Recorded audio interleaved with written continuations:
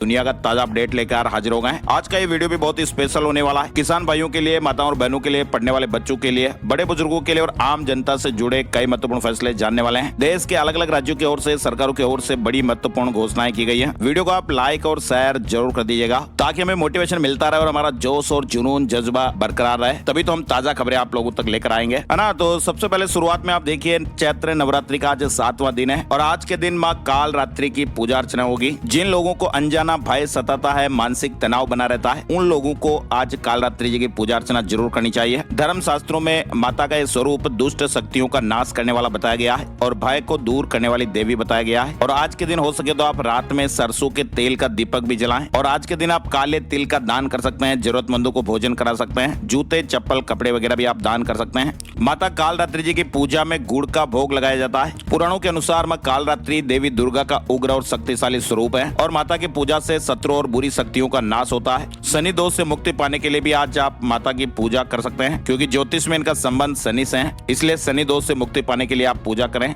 नकारात्मक ऊर्जा समाप्त होती है, आध्यात्मिक शक्ति और आत्मविश्वास भी बढ़ता है। चलिए अब खबरों की शुरुआत में आज युद्ध से जुड़ी बड़ी खबरें पहले आपको बता देते हैं, क्योंकि दोस्तों अभी युद्ध के जो हालात है वो रुकने का नाम नहीं ले रहे हैं। तनाव अभी भी बरकरार बना हुआ है। फिलहाल आप देखिए, सऊदी अरब ने डोनाल्ड ट्रंप से कहा कि भाई ईरान पर हमले भी जारी रखो, मौजूदा सरकार को खत्म किया जाए और वही खाड़ी के लिए भी खतरा है। सऊदी अरब महत्वपूर्ण मौका है। हालांकि सऊदी सरकार ने इन दावों को खारिज किया है। उसने कहा कि उसकी आधिकारिक नीति अभी भी इस संघर्ष का शांतिपूर्ण समाधान ढूंढने की है और वह किसी भी युद्ध के विस्तार के पक्ष में नहीं है। लेकिन आखिर खबरें आई है तो आप समझ सकते हैं कि आखिर कुछ बातचीत तो हुई होगी। और इधर आप देखिए, ईरान ने एक बार फिर अमेरिका को चेतावनी दी है। पश्चिम एशिया में ईरान और अमेरिका इजरायल के बीच भीषण जंग अभी भी जारी। ईरान ने अमेरिका के राष्ट्रपति डोनाल्ड ट्रंप को कड़ी वार्निंग दी है। ईरान के सर्वोच्च नेता अयातुल्लाह मुजतबा खामेनेई के सैन्य सलाहकार मोहसेन रजाई ने कहा कि अमेरिका के पास खुद को इस दलदल से निकालने के लिए समय बहुत ही कम बचा है। उन्होंने कहा कि अगर अमेरिका ने ईरान के बुनियादी ढांचे पर अटैक किया ना, तो फिर जवाबी कार्रवाई में आंख के बदले आंख नहीं बल्कि आंख के बदले सिर की तर्ज पर होगी। ईरान ने कहा कि अमेरिका के पास अब ज्यादा समय नहीं बचा और डोनाल्ड ट्रंप ध्यान भटकाने की कोशिश कर रहे हैं। अमेरिका से अभी भी मुआवजे की मांग बरकरार है। ईरान ने 3 बड़ी शर्तें रखी हुई है, वो बरकरार है। ईरान कह रहा है कि युद्ध में हुए नुकसान का पूरा मुआवजा दिया जाए, ईरान पर लगे सभी आर्थिक प्रतिबंध तुरंत हटाए जाएं और भविष्य में ईरान के आंतरिक मामलों में हस्तक्षेप न करने की गारंटी दी जाए। तो ये ऐसे मामले हैं जिन पर डोनाल्ड ट्रंप लगातार मना करते आ रहे हैं। और इधर ईरान और लेबनान पर हमले जारी रखेंगे। डोनाल्ड ट्रंप से बातचीत के बाद पीएम नेतन्याहू ने ये बात कही। नेतन्याहू ने कहा कि हम ईरान और लेबनान दोनों पर हमले जारी रखे हुए हैं। हम मिसाइल कार्यक्रम और परमाणु कार्यक्रम को कुचल रहे हैं और हिजबुल्लाह पर लगातार हमले कर रहे हैं। कुछ ही दिन पहले हमने 2 और परमाणु वैज्ञानिकों को मार गिराया है। तो ये हमले और तनाव भी लगातार जारी हैं। और इधर आप देखिए, मिडिल ईस्ट के महायुद्ध ने वैश्विक अर्थव्यवस्था को भी झकझोर दिया है। और हालात अभी आप देखिए दोस्तों, ईरान यूएस जंग में पहली बार फिलीपींस देश में आपातकाल घोषित हो गया है। वहाँ पेट्रोल के भाव आसमान पर पहुंच गए और बिजली भी बंद करनी पड़ी है। पश्चिम एशिया में जारी संघर्ष के कारण दुनिया भर में ईंधन की सप्लाई चेन चरमरा गई है और इसी से निपटने के लिए फिलीपींस ने मंगलवार को नेशनल एनर्जी इमरजेंसी घोषित की और ऐसा करने वाला वो दुनिया का पहला देश बन गया है। और इधर मिडिल ईस्ट तनाव के बीच डोनाल्ड ट्रंप ने पीएम मोदी को फोन किया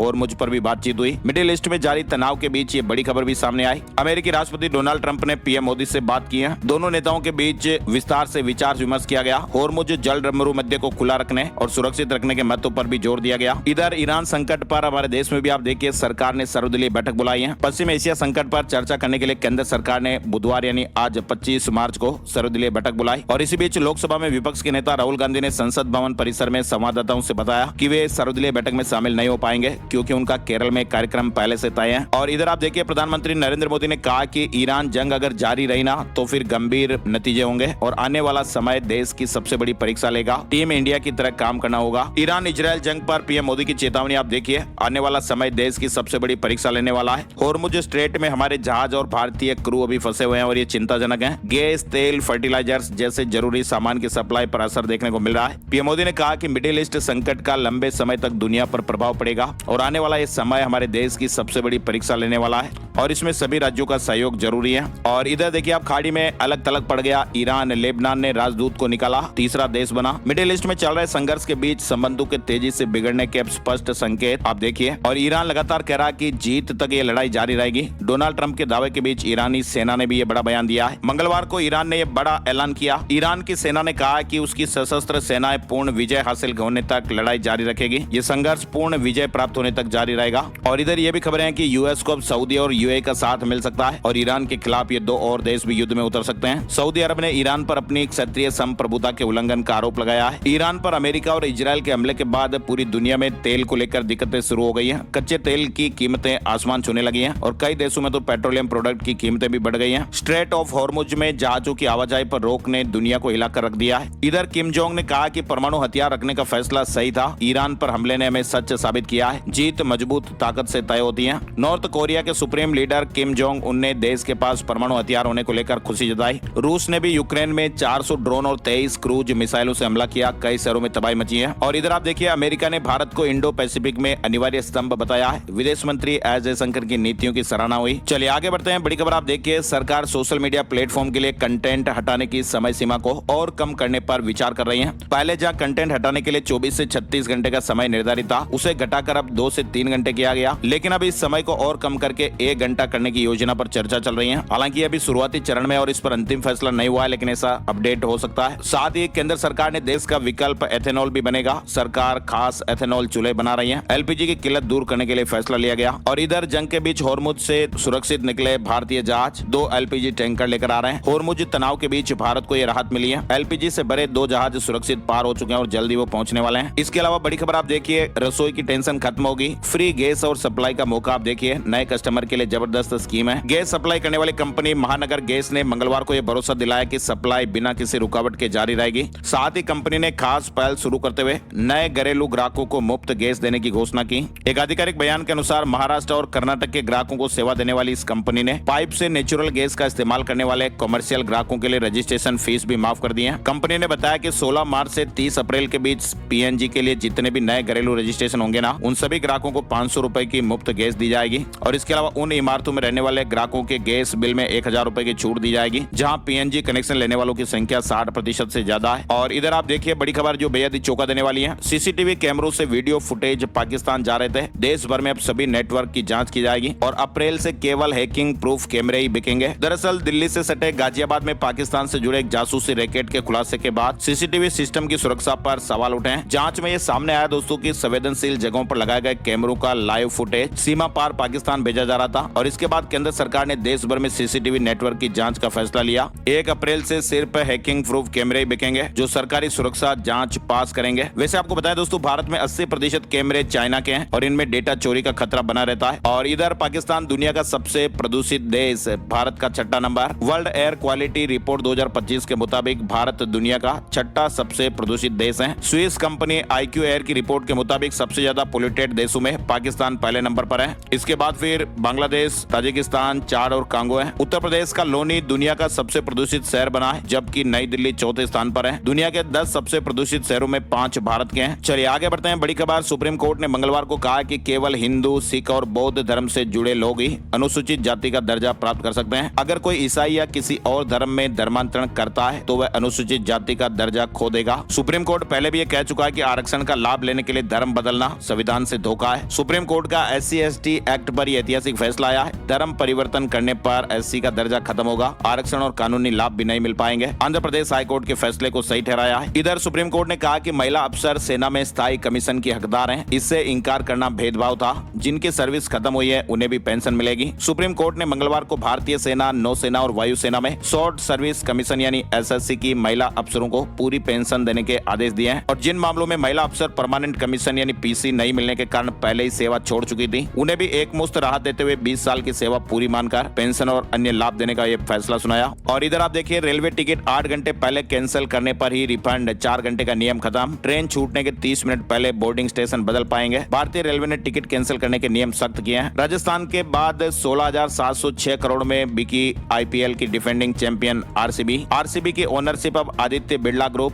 टाइम्स ग्रुप, ब्लैकस्टोन और बोल्ट वेंचर्स के कंसोर्टियम के पास चली गई है। करीब 16,700 करोड़ की इस डील में टीम की 100% हिस्सेदारी खरीदी गई और नई ओनरशिप के तहत आर्यमान बिरला चेयरमैन होंगे। 2029 चुनाव से पहले लागू होगा 33% महिला आरक्षण। लोकसभा सीटें बढ़कर 816 होगी। महिला सांसदों की संख्या 273 तक पहुंचेगी। दरअसल केंद्र सरकार 2029 के लोकसभा चुनाव से पहले महिलाओं के लिए 33% आरक्षण लागू करने की तैयारी में है और इसके लिए बताया जा रहा है कि संसद के मौजूदा सत्र में 2 बिल लाए जा सकते हैं। सोनिया गांधी की तबीयत बिगड़ी। दिल्ली के के गंगाराम हॉस्पिटल में एडमिट है। सूत्रों के मुताबिक मंगलवार को उन्हें अस्वस्थ महसूस होने के कारण अस्पताल ले जाया गया। इधर आप देखिए मध्य प्रदेश के नरसिंहपुर में मंगलवार दोपहर खाना बनाते समय एक इलेक्ट्रिक इंडक्शन तेज धमाके के साथ फट गया। हादसे के वक्त किचन में मौजूद मां और उनके 2 बच्चे बाल बाल बच गए। 3 साल की गारंटी वाला इंडक्शन 6 महीने में ही बरामद हो गया। और जोमेटो के बाद स्विगी से भी खाना मंगवाना अब महंगा हो गया है। प्लेटफॉर्म फीस 17% बढ़ गई है। हर ऑर्डर पर अब 14 रुपए की जगह 17 रुपए 58 पैसे चुकाने पड़ेंगे। और इधर गुजरात से बड़ी खबर आई है। गुजरात विधानसभा में समान नागरिक संहिता यानी यूसीसी बिल पास हो गया है। विपक्ष इसे जल्दबाजी और चुनावी रणनीति करार दे रहा है। इस विधेयक में वसीयत न होने की स्थिति में माता पिता बच्चों और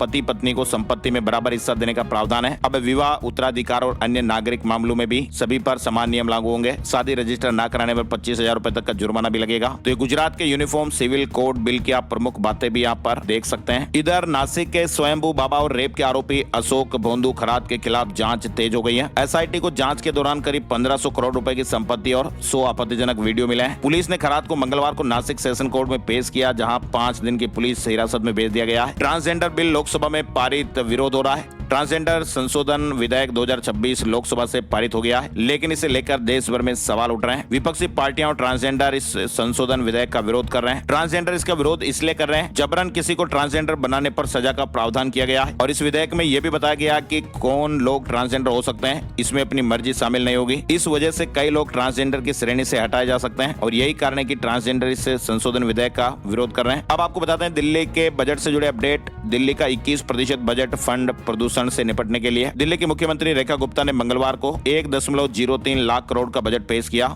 इसमें 62,000 करोड़ योजनाओं और प्रोजेक्ट के लिए, जबकि 41,000 करोड़ राजस्व और पूंजीगत खर्च के लिए रखे गए। शिक्षा के क्षेत्र को सबसे ज्यादा 19,000 करोड़ दिए गए। स्वास्थ्य के लिए 13,000 करोड़ का प्रावधान। मुख्यमंत्री ने बजट में 9वीं की 13 लाख छात्राओं को मुफ्त साइकिल और 10वीं के मेधावी छात्र छात्राओं के लिए लैपटॉप की घोषणा भी की गई। गिग वर्कर्स के लिए अटल कैंटीन के पास रेस्ट रूम बनाने का भी ऐलान किया गया, जहां पर खाना खाने, मोबाइल चार्ज करने और आराम कर सकेंगे। दिल्ली लखपति बिटिया योजना भी शुरू होगी। दिल्ली की बेटी के जन्म के समय शुरू होगी और ग्रेजुएशन करने पर 1 लाख रुपए मिलेंगे। जेनेटिक बीमारियों के लिए अनमोल योजना। जब कोई बच्चा घर में जन्म लेता तो परिवार के लिए अनमोल होता है, लेकिन बच्चों में कई बार जेनेटिक बीमारी हो जाती है तो इसका पता बाद में चलता है, और इसी को ध्यान में रखते हुए जेनेटिक बीमारियों की जांच के लिए अनमोल योजना आएगी। दिल्ली में महिलाओं को हर महीने 2500 रुपए मिलेंगे। जल्द ही महिला समृद्धि योजना का पोर्टल भी शुरू होगा। होली और दिवाली में 2 LPG सिलेंडर फ्री मिलेंगे। तो बजट में इस तरह से ये ऐलान हुआ है। और इसके अलावा देखिए आप केक की एक रिपोर्ट आई है, जिसके मुताबिक दिल्ली का 55% भूजल पीने योग्य नहीं है। केक रिपोर्ट में जल गुणवत्ता और निगरानी की गंभीर खामियां उजागर हुई। अब आपको बताते हैं तमिलनाडु में चुनावी घोषणाओं में क्या कुछ चल रहा है। तमिलनाडु में विधानसभा चुनाव को लेकर ऑल इंडिया अन्ना द्रविड़ मुनेत्र कसगम यानी AIADMK ने अपने घोषणा पत्र में कई फ्री तोहफों की जड़ी लगा दी है, और ये तो एक ऐतिहासिक घोषणा पत्र भी आप कह सकते हैं। पहले से चल रही मुफ्त बस सेवा को आगे बढ़ाते हुए अब पुरुषों को भी फ्री बस यात्रा की सुविधा देने का वादा किया गया। कुल मिलाकर दोस्तों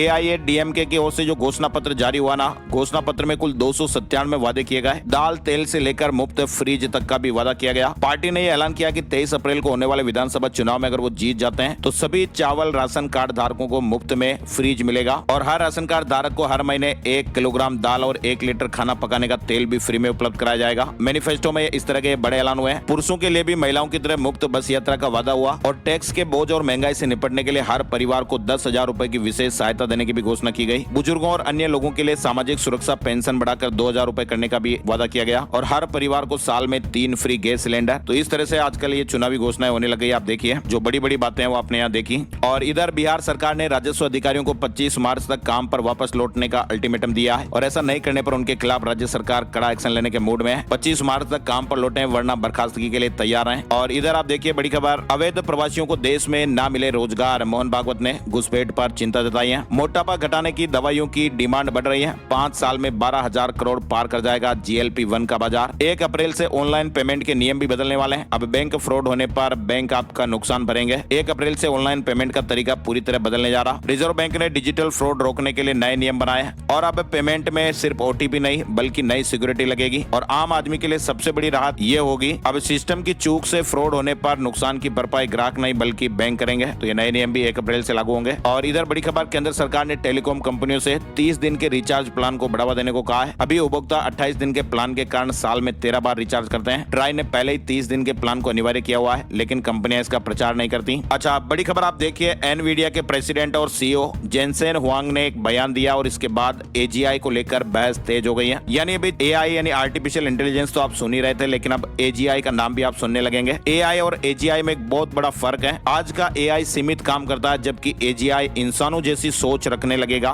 फिलहाल एजीआई भी पूरी तरह हकीकत नहीं बना, लेकिन आने वाले समय में इंसानों जैसे ये काम करने लगेगा, समझने लगेगा। तो एआई की दुनिया के एक बयान ने ये बड़ी बहस छेड़ दी है। जो इंसानों की तरह सोच सकेगा, सीख सकेगा, अलग अलग काम भी कर सकेगा। भारतीय कंपनी की लाइफाई तकनीक ने कमाल किया है। रोशनी से इंटरनेट चलेगा। LIFI लाइफाई यानी लाइट फिडेलिटी। कई बार प्रतियोगी परीक्षाओं में, कंपटीशन एग्जाम में फुल फॉर्म भी पूछ लिया जाता है। और इधर आप देखिए, साल 2032 तक $131 बिलियन पार हो जाएगा मार्केट। एआई का ये मार्केट 2032 तक $131 बिलियन पार कर सकता है। बिहार में आप देखिए, नीतीश कुमार को जेडीयू का राष्ट्रीय अध्यक्ष निर्विरोध चुना गया है, क्योंकि किसी अन्य उम्मीदवार ने नामांकन नहीं किया। हाल ही में नीतीश कुमार ने राज्यसभा सांसद का चुनाव भी जीता था और अब वो पार्टी की कमान भी संभालेंगे। इधर आपको बताएं, गाजियाबाद निवासी हरीश राणा का दिल्ली एम्स में निधन हो गया है। 13 साल तक वो कोमा में रहने के बाद अब दुनिया से अलविदा हो गए हैं। और ये देश का पहला मामला था ना दोस्तों, जहाँ सुप्रीम कोर्ट ने इच्छा मृत्यु की इजाजत दी थी। और इधर उत्तराखंड में 19 अप्रैल से शुरू होने वाली 4 धाम यात्रा से ठीक पहले केदारनाथ, बद्रीनाथ और गंगोत्री धाम में गैर हिंदुओं के प्रवेश को लेकर तीखी बहस छिड़ गई है। गैर हिंदुओं के प्रवेश पर मंदिर समितियों में भी राड़ छिड़ी हुई है। इधर मुख्यमंत्री धामी ने कहा कि श्रद्धालुओं की संख्या पर इस बार कोई पाबंदी नहीं होगी। 19 अप्रैल से 4 धाम यात्रा की शुरुआत होने जा रही है। और आपको बताएं, उत्तराखंड में आज धामी कैबिनेट की बैठक भी होगी। 5 नए मंत्री भी शामिल होंगे। साथ ही आप देखिए, अब गाँव की महिलाएं भी ड्रोन पायलट बनेंगी। सरकार से मिलेगी 8 लाख रुपए तक की मदद। खेती की तस्वीर बदल सकेगी। केंद्र सरकार की नमो ड्रोन दीदी योजना। और इधर आप देखिए, नासा ने स्टेशन छोड़ दिया और अब सीधे बनाएगा बेस। मून मिशन में बड़ा बदलाव किया। इधर महाकुंभ की वायरल गर्ल मोनालिसा ने डायरेक्टर पर गंभीर आरोप लगाए हैं। उसने कहा कि वो घटिया आदमी है, फिल्म के नाम पर नाबालिग लड़कियों के साथ दुर्व्यवहार करता है। प्रयागराज महाकुंभ की वायरल गर्ल मोनालिसा ने अभी हाल ही में एक चर्चित निर्देशक पर यह गंभीर आरोप लगाए हैं। मोनालिसा ने कहा कि एक परिचित फिल्म